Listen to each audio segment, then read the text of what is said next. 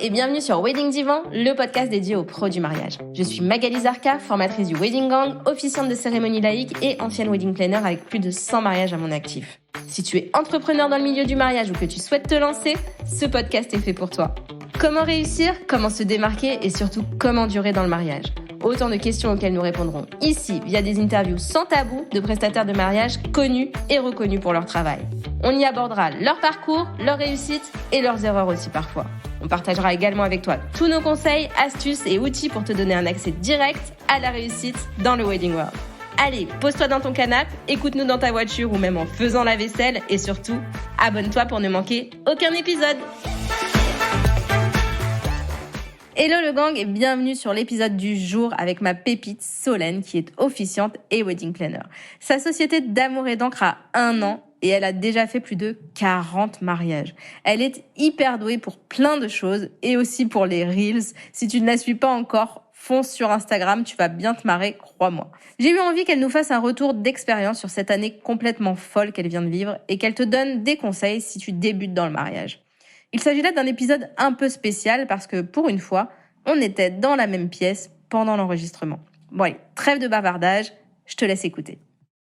Hello Solène, on est sur un épisode un peu spécial parce qu'on le filme en même temps. On essaye un nouveau mode, une nouvelle méthode de Reel avec le podcast vidéo et du coup audio en même temps. Bienvenue, je suis trop ravie de t'avoir. Je suis à la fois honorée, mais vraiment, je suis honorée et en même temps fière de t'avoir sur ce podcast. Bienvenue. Merci beaucoup. Merci à toi. C'est moi qui suis honorée en fait. Non, mais vraiment, je suis hyper fière de ton parcours, même s'il est court. T'as fait tellement de choses en une année que je ne peux que être fière.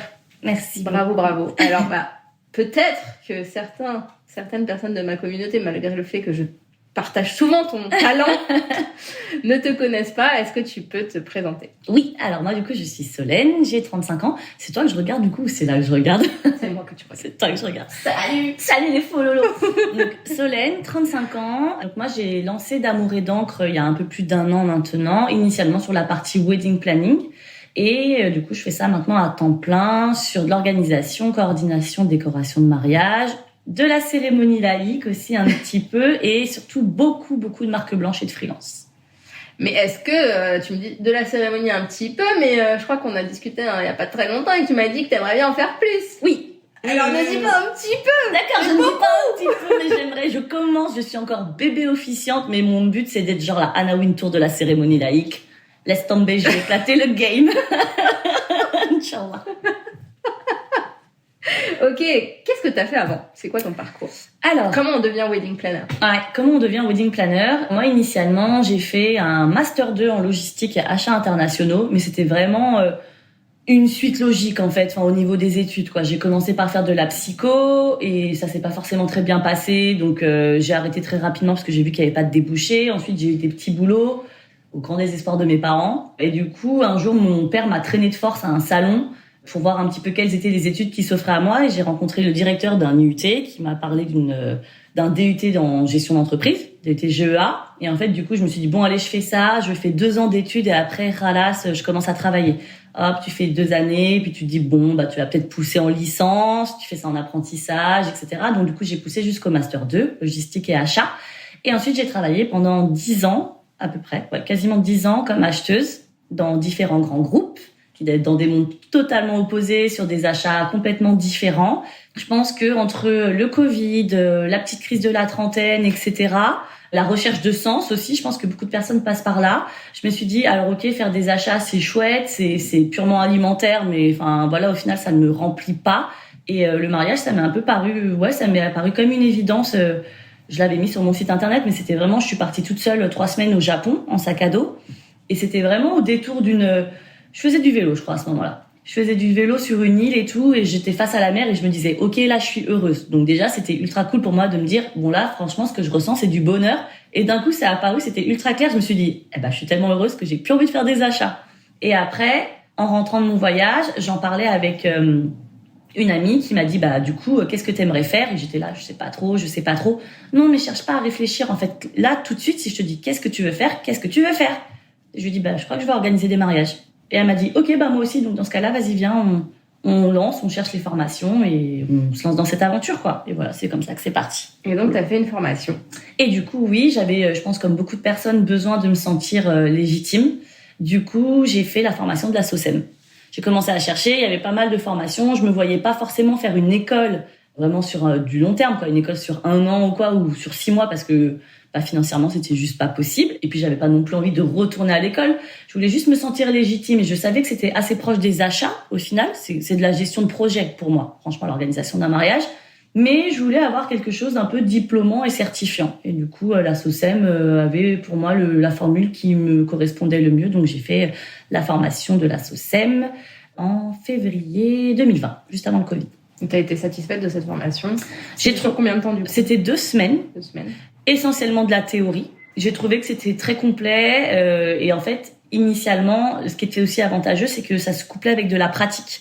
Vu qu'en fait, les formatrices, ce sont des wedding planners de métier et elles étaient censées nous faire venir sur des jours J. Mais après, avec le Covid, etc., ça a été ultra compliqué. Et puis, j'ai réussi, moi, de toute façon, à faire mes expériences et mon petit réseau. Donc, j'ai pas eu la partie pratique avec la SOCEM, que la partie théorique. Et du coup, c'est à ce moment-là où on s'est mis en contact, c'est ça? Ouais, en fait, du coup, ce que j'ai fait, donc je me suis formée. Ça m'a rassurée, mais une fois que j'ai été formée, je me suis confrontée, je pense, à un espèce de blocage qui était vraiment juste propre à ma personne. Et je pense que beaucoup de personnes qui veulent se lancer le rencontrent. C'est, ok, je me trouvais pas légitime. Maintenant, j'ai fait la formation. Donc, logiquement, je suis légitime. Mais en fait, après, quoi? Je fais quoi? Enfin... Ouais, la théorie, c'est hyper cool, mais en pratique, comment est-ce que clairement je mets en place des actions concrètes pour avancer vers ce que j'ai envie de faire, quoi. Je me prenais pas trop la tête, et puis un jour, je me suis dit, bon, alors déjà, la première chose à faire, c'est de te trouver un nom. Je me suis trouvé un nom. Ensuite, je me suis dit, bon, fais-toi un Instagram, même si, t'as pas grand-chose, commence au moins à exister et à créer ton réseau. Et du coup, c'est là, effectivement, que j'ai créé l'Insta d'Amour et d'encre, que j'ai commencé à poster énormément de photos d'inspiration, vu que je n'avais absolument aucun contenu qui m'était propre. Je sais que toi, t'aimes pas qu'on le fasse. Ah non, mais c'est pas que moi, j'aime pas. C'est juste, il faut demander de l'autorisation à la personne. Oui. Il faut que le photographe soit d'accord. Il faut que la personne qui a fait la déco soit d'accord. Oui, bien sûr. Et surtout, on ne met pas de photos de Pinterest. Non, ouais. Avec le crédit de Pinterest, parce que ce n'est pas un crédit. Ouais. Des personnes derrière Pinterest. Non, pour le coup, j'essayais tout le temps d'identifier à minima le photographe ou la wedding planner, et même quand je mettais des stories, je mettais tout le temps en avant que j'aimais le travail de telle ou telle personne. J'ai jamais voulu, en tout cas, m'approprier un travail qui n'était pas le mien, parce que je savais très bien que ça allait de toute façon plus me pénaliser qu'autre chose. Oui, et puis après, c'est ce que se disent les gens. Ils se disent quand même que c'est ton travail parce que tu le mets sur ton Insta. Ouais. Donc, moi, je préconise plus de faire des shootings pour montrer ton propre travail que de mettre des inspi. Tu peux mettre des inspi en story, mais... C'est ça. Du coup, j'ai fait un premier shooting. Je crois que l'Insta, j'ai dû le lancer en mai, quelque chose comme ça. Et le premier shooting, je l'ai fait en juillet. Mais pareil, c'était quelque chose à toute petite échelle. Enfin, les modèles, c'était ma cousine et son mec, le photographe, mon cousin, le vidéaste, un très bon pote qui avait clippé This is la peste notamment. Enfin, c'était vraiment dans mon petit cercle, pas loin de chez mes parents. Et là, je me suis dit, ok, maintenant, je vais avoir un peu de contenu qui m'appartient, notamment pour mon site internet, parce que pour moi, c'était important aussi de faire un site internet, et pour mon Insta. Et à côté de ça, du coup, je repérais un petit peu... je commençais à suivre des comptes de personnes que je trouvais inspirantes. Et en fait, je les postais en story. Et dès que j'avais une réaction de leur part, ne serait-ce qu'un like ou quoi, tout de suite derrière, j'envoyais un message. Hello, je m'appelle Solène, je me lance dans le monde du mariage, j'aime énormément ce que tu fais. Enfin voilà, sache que si à un moment tu cherches une assistante, je serais ultra intéressée pour t'aider bénévolement. Et c'est ce que j'ai fait avec toi. Ouais, et je me rappelle qu'à l'époque, tu m'as dit ouais, c'est super cool, mais la toute première fois, c'était ok, c'est super cool, mais c'est Covid, de toute façon, il se passera rien, quoi. Il y avait rien. Et quand on a repris contact par la suite, je sais que je t'ai redit la même chose et tu m'as dit ouais, c'est super cool, mais moi je suis officiante en fait, donc du coup. Est-ce que tu te sentirais d'écrire ou pas? Et c'est là que du coup j'ai commencé un peu à m'intéresser à cette partie-là, quoi. Alors qu'initialement, je t'ai vraiment focalisée que sur le planning. Pourtant, t'as appelé ça d'amour et d'encre. Ouais. Du coup, écrire, t'aimes bien en fait. Oui, j'aime bien écrire. Mais en fait, pour la petite histoire, c'est avant donc de me lancer dans le monde du mariage, je travaillais dans le monde de la pompe funèbre. Donc beaucoup de personnes trouvent ça assez drôle. Tout à fait pareil. Parce que tout le monde se dit quoi, toi t'as travaillé dans la pompe funèbre? Alors j'étais pas du tout en contact avec les familles, j'étais à la direction des achats dans ma tour, etc. Mais forcément, en baignant un petit peu dans cet univers, j'avais une certaine déformation professionnelle quand j'allais sur des enterrements de proches ou, enfin voilà, j'en ai eu malheureusement beaucoup en un temps assez réduit. Et en fait, je me suis rendu compte que l'hommage qu'on pouvait faire donc aux défunts n'était pas forcément qualitatif. Et en fait, nous, on gérait notamment des enterrements de personnes VIP, entre autres Johnny Hallyday. Et en fait, on a géré, donc j'ai vu moi tout ce qui était mis en place pour l'enterrement de Johnny. Et peu de temps après, moi j'ai un de mes oncles qui est décédé. Et quand je suis allée à l'enterrement, je me suis dit, à quel moment Monsieur X n'a pas le droit au même hommage et au même investissement que Johnny Hallyday. En fait, je trouvais pas ça normal. Et donc je voulais initialement être maître de cérémonie en freelance. Et c'est pour ça que j'ai choisi D'Amour et d'encre, en fait, parce que j'avais déjà l'idée de l'écriture, mais plus sur la partie funéraire. Mais je me suis dit, ça va peut-être être un peu compliqué parce que, pareil, syndrome de l'imposteur, manque de légitimité, enfin voilà, toutes ces barrières qu'on peut se mettre, qu'on se met tout seul. Et je me suis dit, dans ce cas-là, je vais commencer par les mariages. Et je voulais quand même qu'il y ait la partie encre, parce que j'avais toujours en tête quand même la partie écriture.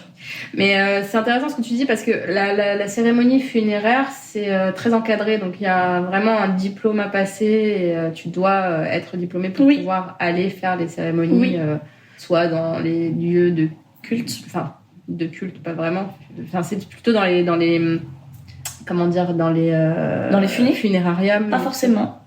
Ah ouais? Ouais, ton maître de cérémonie, il peut aussi venir à l'église des fois. Effectivement, moi j'ai déjà vu aussi des laïcs faire des cérémonies funéraires. Et après, oui, c'est soit effectivement dans les funérariums ou dans les crématoriums. Ou dans des salles qui sont des salles des fêtes, enfin peu importe, qui sont privatisées en tout cas pour l'événement, mais ok. Ouais.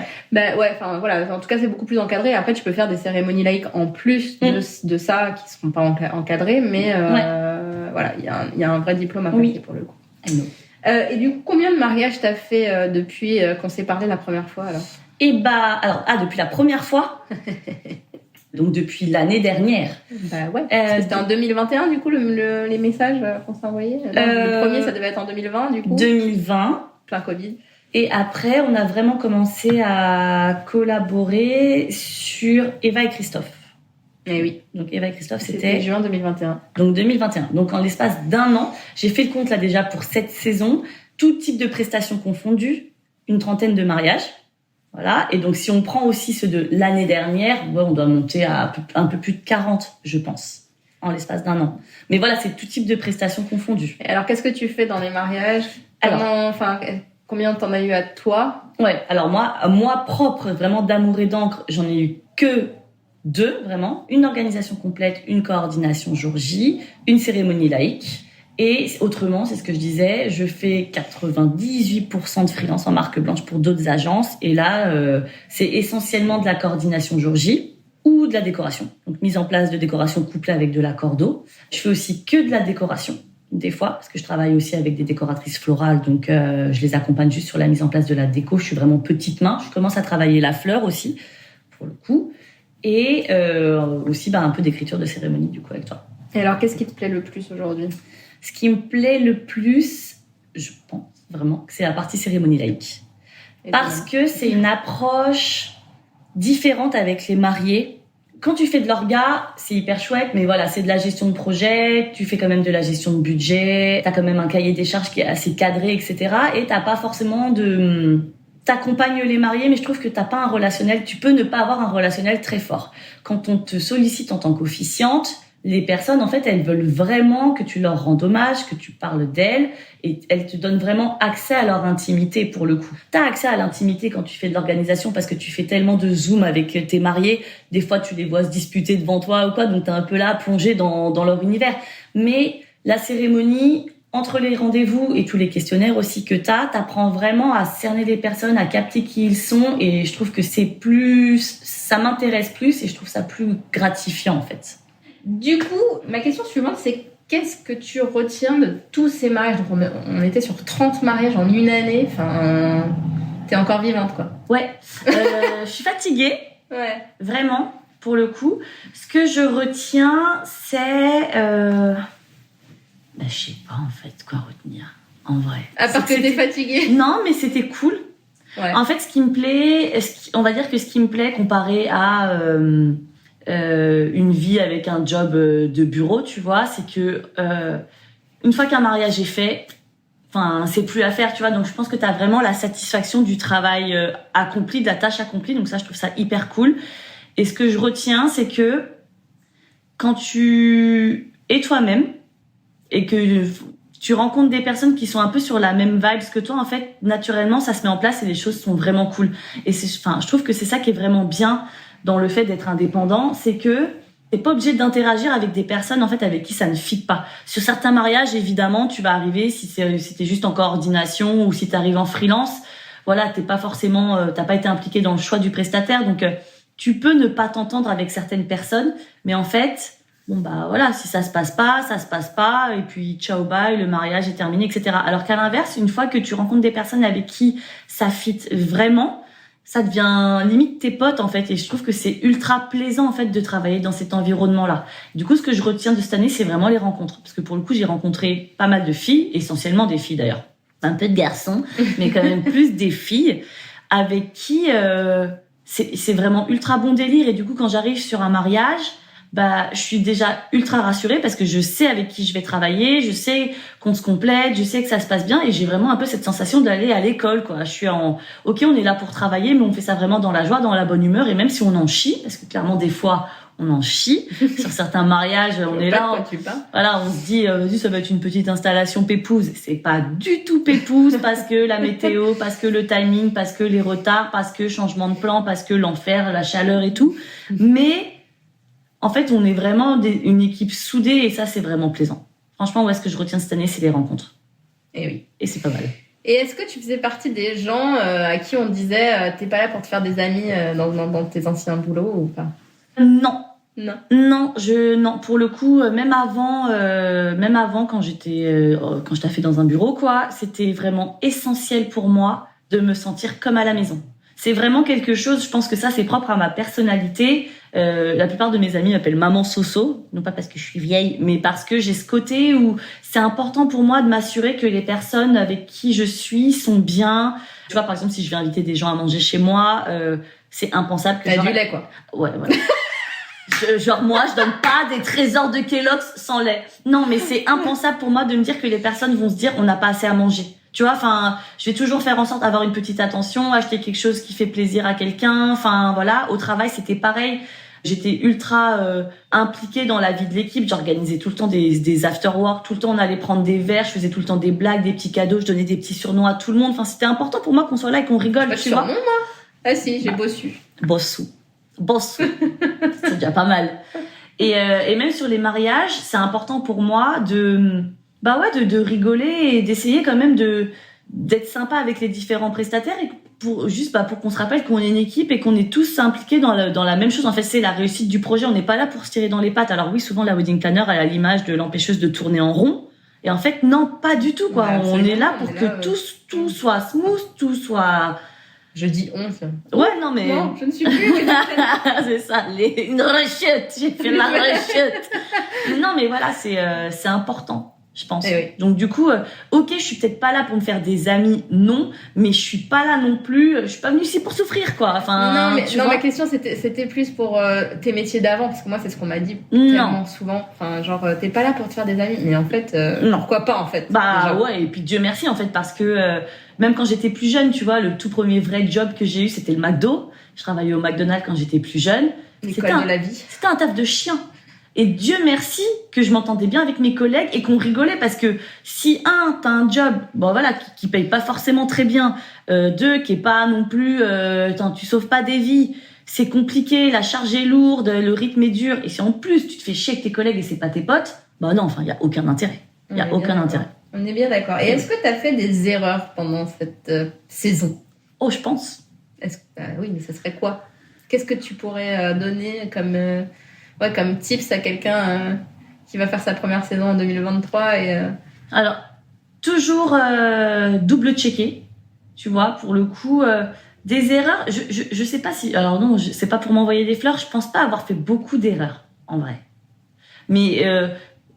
non, je pense pas avoir fait énormément d'erreurs, mais c'est vrai que c'est important pour moi de double-checker. En tout cas, je sais que quand j'ai été freelance et que je suis allée assister d'autres filles, j'ai pu effectivement me rendre compte de certaines erreurs que elles ont fait. Et ça m'a peut-être permis aussi d'anticiper sur mes mariages à moi ou sur les autres mariages que j'ai gérés, tu vois. Mais ouais, ça va être double checké à chaque fois. S'assurer que, ne serait-ce qu'avec le traiteur et le lieu, tu vois, ne pas se dire bah vas-y c'est le traiteur qui va gérer les poubelles ou vas-y c'est le lieu forcément qui va faire le ménage ou enfin tu vois tout le temps bien s'assurer qu'on a bien toutes les informations, le papier toilette, voilà. Non mais vraiment. Alors, raconte l'histoire du papier toilette. L'histoire du papier toilette parce que voilà, ce matin j'ai fait le reel du coup sur ma tête quand on dit c'est la wedding planner qui gère le PQ. Alors en soi non, mais c'est vrai que ça nous est arrivé cet été sur un mariage dans le sud de la France, très joli domaine, 250 invités, au fin fond de la Camargue, pour pas dire du coup dans le trou du cul de la Camargue quoi, vraiment au fin fond de la Camargue. Un WC, 250 invités, 2 rouleaux de papier toilette. Et là, donc, les femmes commencent à faire la queue. Les hommes, c'est pas tant un problème, parce que voilà, mais les femmes commencent à faire la queue, etc. Et puis, il y en a une qui vient nous voir. Il n'y a plus de papier. Une autre qui vient nous voir. Il n'y a plus de papier. OK. On cherche la responsable du lieu. On la trouve pas. Il n'y a plus de papier. Bon, qu'est-ce qu'on fait? Donc, on essaie de trouver des solutions en attendant. On trouve la propriétaire du lieu. On lui dit, excusez-moi, est-ce que vous pouvez prévoir le refill papier toilette dans les WC? Ah bah, je le fais pas. Ah bon? Comment ça, vous le faites pas? Ah bah non, vous vous doutez bien que je vais pas assurer le refill pour 250 personnes. Bah, qui le fait alors, dans ce cas-là? Est-ce que c'était ne serait-ce que précisé dans votre contrat qu'il y avait pas de papier toilette, que c'était pas prévu le refill, quoi? Bah non, on avait regardé, c'était précisé nulle part, quoi. Et vas-y, à 20h, au fin fond du trou du cul de la Camargue pour trouver du papier toilette, il a fallu y aller, tu vois. J'ai trouvé un petit spar, j'ai dévalisé. Je suis arrivée, j'ai pris, je sais pas, au moins 40 rouleaux, les gens m'ont regardé comme ça. Elle a un petit gastro, la dame. Ils se sont dit, elle est vraiment malade. J'étais trop mal à l'aise. En plus, j'étais là, je suis sur un mariage et tout. Après, dans la rue, je marchais avec tous mes rouleaux de PQ. C'était excellent, tu vois. Mais effectivement, tout le temps, bien checker les petites lignes et bien... Qui s'occupe du PQ? Bah ouais, enfin voilà, c'est des petits détails qui peuvent quand même te ruiner ton événement si jamais...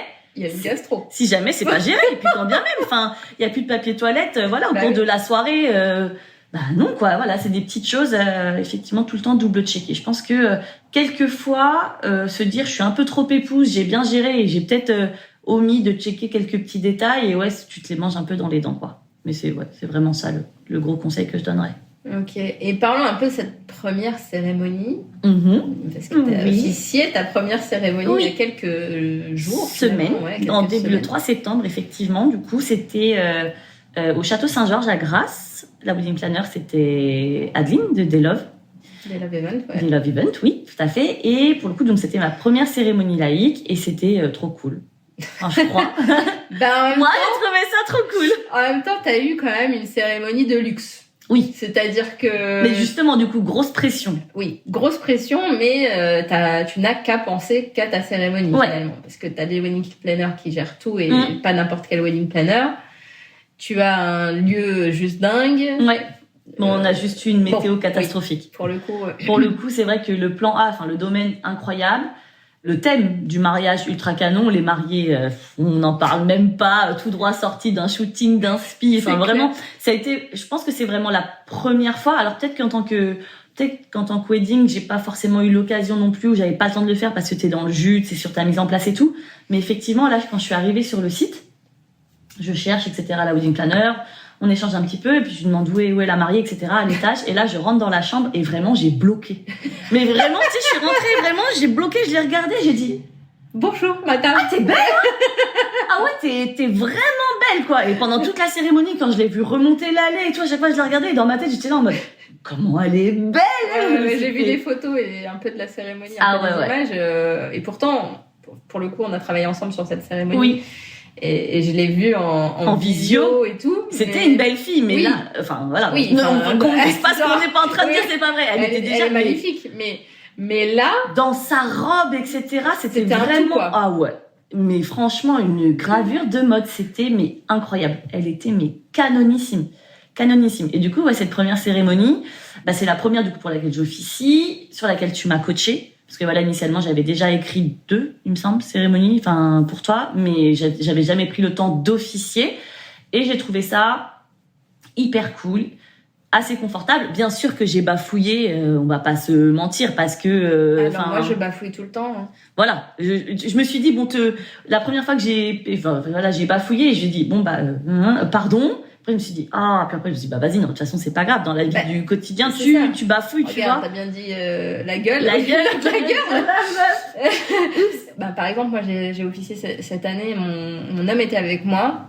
Et moi, j'ai vu que j'avais bugué plusieurs fois sur Twitter. Il était là, il a assisté? Il était là, il a assisté. Et je lui ai dit, j'ai écorché je sais pas combien de mots, il me fait, ça m'a pas choqué du tout. En fait, les gens ne voient pas. Alors moi, du coup, c'est filmé. Et sur la vidéo que j'ai reçue, justement, je vais peut-être le dire justement au vidéaste, mais peut-être de couper ce moment-là, parce qu'il y a un moment où je bug, il l'a filmé, il le met dans la vidéo, donc je trouve ça dommage. Mais après, non, voilà, ça fait partie Mais en fait, dans la vraie vie, tu dis... Bien sûr, puis j'en dis des conneries, hein. Alors ça, oui, mais beaucoup, tout le monde, enfin, on peut pas parler tout le temps avec une élocution, machin, et en plus, ne pas faire de fautes. Oui, c'est sûr. Vie. Mais en tout cas, sur vraiment... Sur une heure de cérémonie. C'est sûr. Sur une heure, c'est sûr. Mais en tout cas, c'était vraiment une expérience vraiment cool. Parce que, voilà, comme je disais, t'as une approche différente avec les mariés. T'arrives, t'es pas dans le jus. T'es confort, tu t'es pimpé. Je me suis jamais autant pimpé pour un mariage. Non mais attends, sur tous les mariages que j'ai fait, à chaque fois que je viens, c'est sensiblement la même tenue, tu vois, pour le montage, tout en noir avec des baskets, casquettes ou un bob, souvent quand t'es en extérieur. Et après, je me change, c'est très souvent une tenue un peu neutre, au blanc, bas beige, enfin voilà. Et puis t'es là, t'as tout le temps un sac ou une pochette avec 1000 choses dedans, voilà, du fil de pêche, ton allume-gaz, un cutter, des trucs et tout. Là, je veux dire, je me suis fait poser des faux ongles, chose que je fais jamais. Ils sont encore là d'ailleurs. Ouais, faut faire la dépose là parce que ça commence un peu avec des griffes, mais je me suis fait pimper à la race en fait.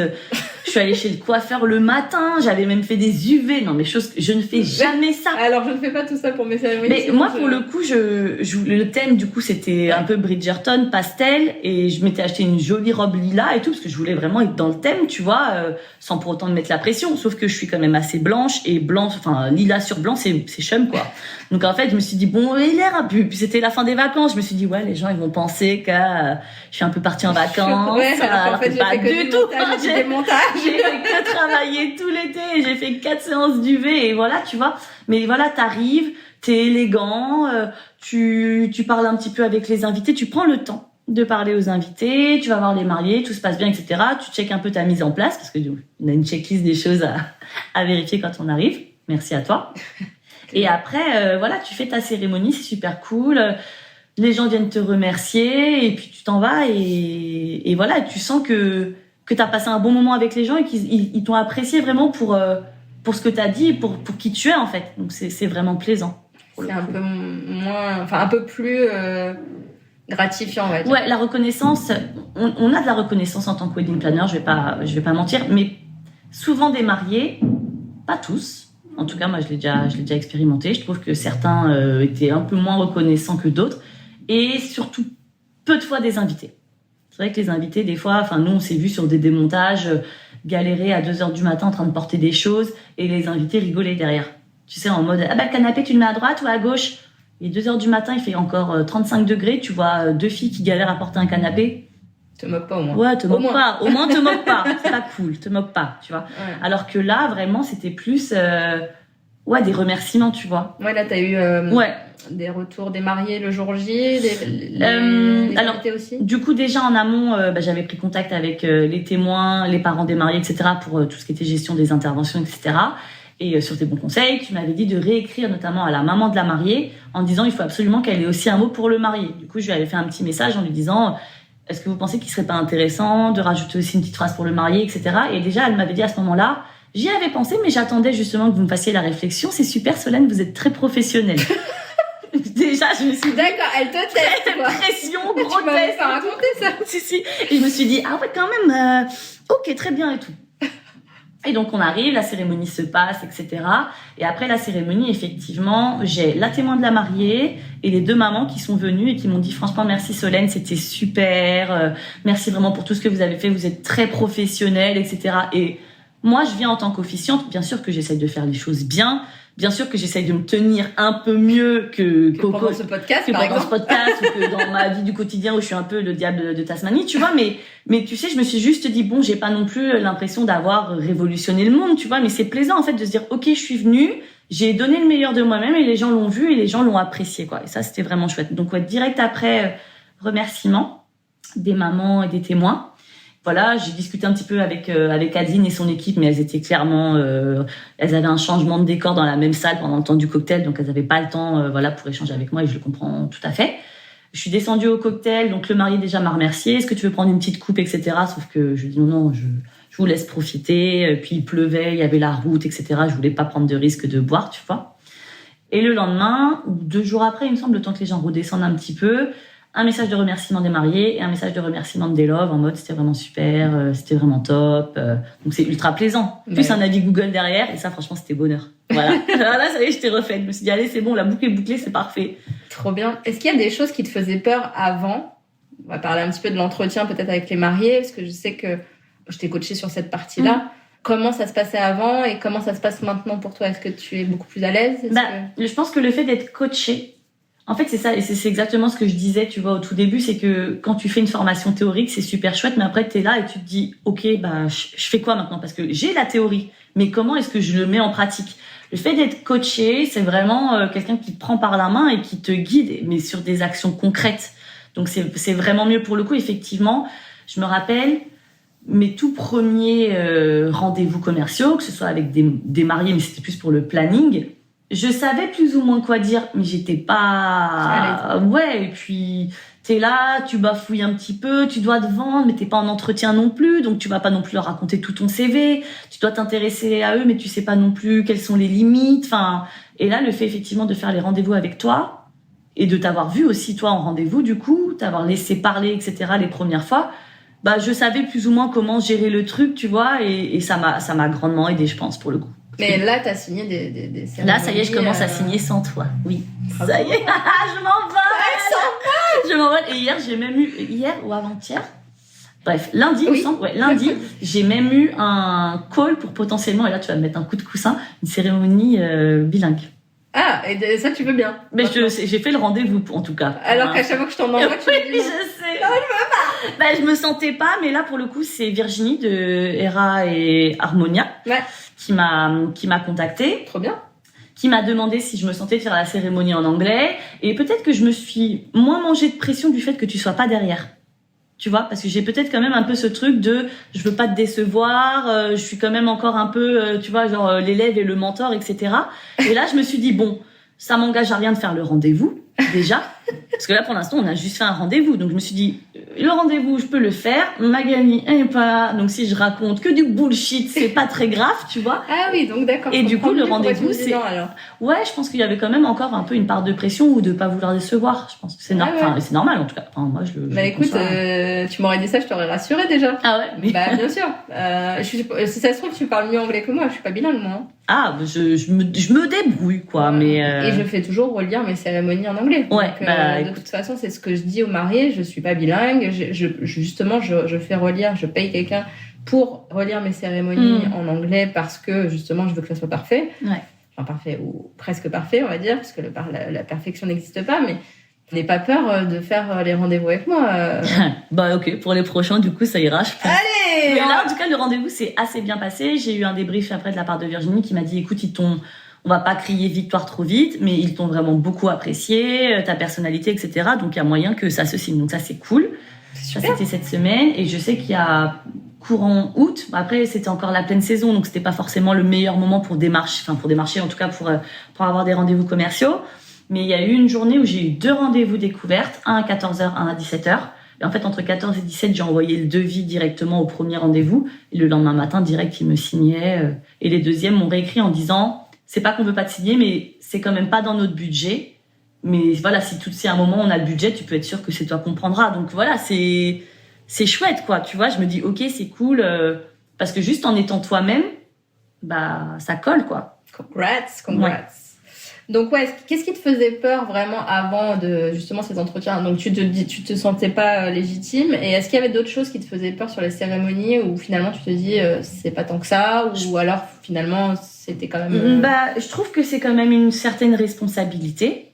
On est toujours dans la légitimité et le manque de confiance, en fait, on va pas se mentir, c'est qui je suis moi pour pouvoir venir officier, même si je suis à l'aise avec la prise de parole, même si je suis assez à l'aise avec l'écriture, j'ai fait du théâtre, etc. Mais t'as toujours un peu du mal à te dire pourquoi est-ce que les gens ils me voudraient moi, en fait. Parce que tu es toi. Mais je sais, mais oui, maintenant je commence à le concevoir, tu vois, je comprends tout à fait. Mais ouais, ces craintes-là, c'était ça. Est-ce que je vais y arriver? Est-ce que je vais pas les décevoir? Est-ce que ils vont vraiment me trouver sympa? Est-ce que je vais vraiment leur plaire, quoi? Ou, enfin, ouais, c'était toutes ces questions-là, toutes ces craintes-là pour le coup. Et là, ça va mieux.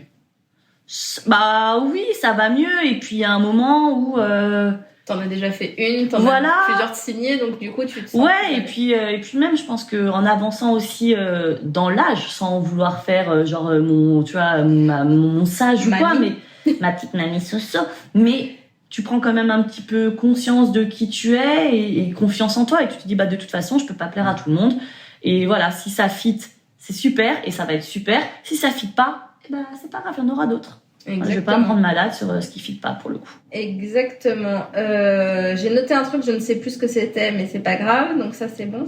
Et donc, mais on a tout fait en fait. Ah bon? J'ai marqué autrement. Ah oui, si. Est-ce qu'il y a des choses que tu ferais autrement? Ah oui. Est-ce qu'il y a des choses que tu ferais autrement, Solène? Je pense que je me ferais peut-être coacher plus tôt, pour le coup. Là déjà, pour moi, le fait d'avoir démarré comme ça, parce qu'au final, je me suis formée, j'ai commencé et je me suis pas dit je me lance à 100% dans d'amour et d'encre vraiment solo, quoi. J'ai vraiment privilégié le freelance dans un premier temps et ça m'a énormément appris, mais je me serais peut-être fait coacher plus tôt sur vraiment après, quoi. Ouais. Ça tombe bien, il y a une formation qui arrive. C'est pour ça, là, j'étais en train de te placer le truc. Comment on fait de la pub, là? Non, mais vraiment, je l'ai pas payé. Cool. Non, pas encore. Juste en céréales. En céréales trésor. Sans lait. Non, mais c'est vrai que je pense que j'aurais peut-être eu moins peur de demander de l'aide, tu vois, ou des conseils, parce que très souvent j'étais là, ok, ça me rassurait de faire du freelance, mais j'osais pas non plus forcément demander de l'aide aux filles ou leur faire part de mes idées ou quoi que ce soit, tu vois, ou leur dire là sur ce tel mariage je suis un petit peu en galère, etc. C'est juste certaines filles au fur et à mesure de travailler avec elles qui m'ont dit si t'as besoin d'aide n'hésite pas, et là je me suis dit ah ok, dans ce cas-là est-ce que tu peux m'aider sur ci, sur ça. J'aurais peut-être cherché à me faire coacher, aider un peu plus tôt. Ok, on va passer aux questions un peu plus perso. J'aime bien dire ça, mais en fait, c'est pas vraiment perso parce que c'est toujours un peu du pro. Mais ta citation préférée? On n'est pas ici pour enfiler des perles. Ça, c'est ta citation préférée? Ouais, je pense que c'est une citation que je dis tout le temps. Je suis pas venue ici pour enfiler des perles. Tu sais, vraiment, quand je suis là, je suis pas là pour enfiler des perles, quoi. Soit je suis là pour travailler, soit je suis là pour m'amuser, soit je suis là pour faire la fête. Je crois que c'est ma citation préférée. C'est pas du tout philosophique. Un conseil d'entrepreneur que tu retiendras toute ta vie? Signer des mariages, c'est bien. Gérer son entreprise, c'est mieux. C'est toi qui me l'as dit. Oui, parce que à un moment donné, peut-être que tu peux être amené à signer des mariages pas chers. Et du coup, après, si tu veux en vivre, ou quoi. Ouais. C'est pas le meilleur. Vraiment gérer un business. Qu'est-ce que tu as appris sur toi depuis que tu t'es lancée en tant qu'entrepreneur? Que je peux le faire. Non, mais vraiment. Tu peux le faire. Non, mais tu peux le faire. Non, mais vraiment, parce que pour le coup, déjà. T'avais des doutes? Ouais, déjà, en fait, à la base, faire des études, ça me chauffait pas. J'ai fait des études. Je me suis toujours dit, ok, moi, je suis pas du tout carriériste. Je veux un petit job pépouze, vraiment alimentaire, tu vois, avec ma petite vie à côté, etc. Et j'aurais jamais cru que j'avais la personnalité pour entreprendre, en fait, pour le coup. C'était quoi entreprendre pour toi? Avec mon propre patron. J'aurais jamais cru avoir cette envie. Et quand ça a commencé à me trotter dans la tête, j'aurais jamais cru en être capable, pour le coup, et pouvoir en vivre. Enfin, vraiment, je savais que j'avais une bonne capacité de travail. Pour le coup, ça, j'avais pas de doute là-dessus, tu vois. Mais je pensais pas que je pouvais vraiment l'utiliser à bon escient et l'utiliser pour moi. Donc, franchement, j'ai vraiment appris que j'étais capable de faire beaucoup de choses et même de me lancer sur des choses qui, de prime abord, n'étaient pas forcément des choses dans lesquelles j'étais à l'aise, tu vois, ne serait-ce que pour faire des reels sur Instagram. Enfin, je veux dire... Mais alors, tu nous éclates tous les... Non, mais... oui. Je vais dire tous les... Je ne sais pas tous les quoi, en fait, mais... Quand j'en fais, quoi. À chaque fois que t'en postes un, mais ce matin, il m'a fait un quart d'heure. Effectivement, c'est quelque chose... Enfin, je sais très bien, c'est toi, d'ailleurs, qui m'en a parlé, et j'avais quand même pas mal de personnes qui me disaient ça, qui me disaient, ta communication, elle est cool, c'est très joli, ton Insta et tout, mais... Et c'est la vérité, si tu veux que les gens te signent, il faut que les gens sache qui tu es en fait. Parce ça que, manque de toi. voilà, on a tous capté que tu arrivais à mettre une assiette à côté d'une fourchette et accrocher des fleurs et des soliflores. Ça, c'est très bien. Mais voilà, si les personnes veulent que tu les accompagnes pendant 1 an, doivent savoir qui t'es. Et tu vois, je me rappelle, la première fois, je me suis dit, bon, bah, vas-y, je vais faire une vidéo. Tant qu'à faire les choses, autant les faire bien. Donc, j'avais fait l'espèce d'interview Combini, là, et je pensais pas que je prendrais autant de plaisir à le faire. Et que ça serait vraiment une source de motivation et de créativité. Enfin, tu vois, je pensais pas que j'aurais autant, sans vouloir, tu vois, mais je pensais pas qu'en fait, j'aurais autant d'idées et que ça me plairait autant d'en faire. Sans pour autant tomber, je suis pas instagrammeuse, quoi. Tu vois, c'est pas l'objectif. Mais t'es magique. Franchement, tu me régales à chaque... je m'amuse aussi quand je le fais, pour le coup. Je trouve ça cool, tu vois. Même si je devrais poster des fois les behind the scenes, tu vois, quand je refais 45 fois ma prise et que ça me saoule. Faut faire quoi, un best-of de tous les reels que t'as fait. Ouais, je pense que là, ce serait drôle aussi. En plus, ça te fait un post gratuit. C'est ça. Un post. Et en plus, du contenu. Non, mais voilà, effectivement, je pensais pas que je pourrais le faire, quoi. Et du coup, je me rends compte que j'en ai sous la pédale et que quand tu... Il y a que toi qui en doutais.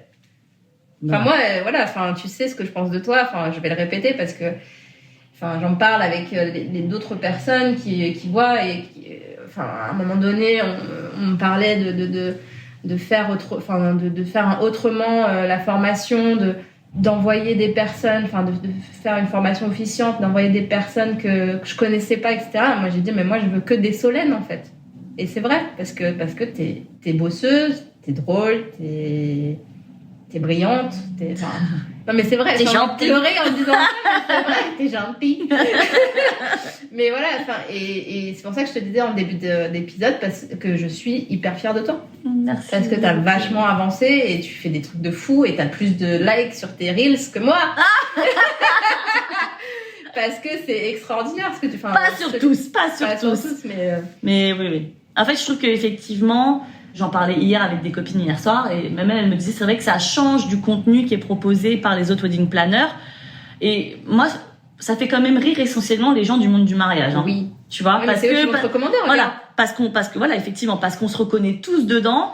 Je sais pas si les mariés vraiment pourraient apprécier ça, mais en tout cas, moi, ça m'éclate. Bah, t'as eu des demandes. Ouais, j'ai eu des demandes quand même. Donc ça veut dire que oui. Après, tu vois, j'en parlais avec Cora de Cora Moore. Enfin, elle fait des choses magnifiques, etc. C'est vraiment très beau ce qu'elle fait. Je suis très jalouse quand je vois, mais vraiment. Mais oui, c'est très beau. Je suis rarement jalouse, mais elle, à chaque poste, mais vraiment, j'ai une bouffée de jalousie et je me dis, ça va que moi je vais faire de la cérémonie parce que franchement, je suis à 2 doigts des dents dans le sud et genre de mettre le feu, tu vois. Ah ouais, c'est tellement beau. Mais aussi, elle est tellement authentique. Elle dit. La dernière fois, elle s'est même filmée, elle en parlait dans la story qu'elle a fait ce matin, justement, en disant, puisqu'on va faire un live ensemble, je vous raconterai pendant ce live pourquoi je pleurais cette journée-là. La journée où elle a eu les pieds en sang, là? Oui, ça doit être celle-là. et du coup, enfin, cette fille est authentique. Et c'est pour ça qu'elle est aussi connue aujourd'hui. Je pense que c'est, voilà, pour le mot de la fin. Ouais. Je pense que c'est le meilleur conseil effectivement qu'on peut donner aux personnes qui veulent se lancer dans ce monde-là ou quoi, c'est d'être soi-même. Ouais, mais alors on a toujours peur de se dire si je suis vraiment moi-même, je vais pas attirer. Mais si, tu vas attirer en les fait, gens qui te ressemblent. Voilà, t'attireras des personnes avec qui ça fit et ça fera un filtre naturel. Et les personnes qui n'auront pas envie de travailler avec toi, tant mieux parce que t'auras pas du tout envie de travailler avec eux non plus. Donc ouais, c'est vraiment ça. Alors c'est pas le mot de la fin parce que ma dernière question c'était où est-ce que tu te vois dans 10 ans? Ouah, j'en sais rien. Plus à Paris déjà, je pense.